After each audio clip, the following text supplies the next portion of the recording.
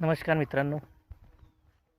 School ठीक करो अभियान कॉक्रोच जनता पार्टीचे अध्यक्ष अभिजित भाऊ दिपके यांनी सुरू केलेले हे अभियान आहे, स्कूल ठीक करो अभियान. खरं तर या अभियानासाठी त्यांचं कौतुक करावं तेवढं कमीच आहे.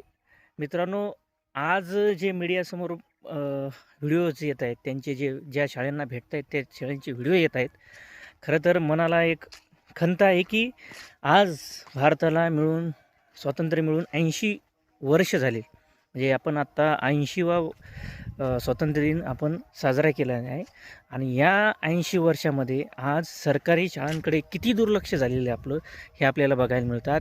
हे जाणून बुजून सिस्टीमनं करप्ट केलेली ही व्यवस्था आहे, जेणेकरून यांच्या शाळा, यांच्या शिक्षण व्यवस्था ह्या चालल्या पाहिजेत. पण मित्रांनो, एक लक्षात घ्या, आपला शेतकरी बांधव हा या व्यवस्थेचा बळी ठरत आहे. कारण की आमच्या लेकरांना शिक्षण घ्यायचं असेल तर कॉन्व्हेंटसारख्या व्यवस्था यांनी उभ्या केल्या, जिथं गडेगंज ज्यांच्याकडे मालमत्ता आहे, पैसा आहे, अशीच लोक तिथं टिकू शकतात. उद्या आमचे पोरं फक्त यांची चाकरी करणारे असावे.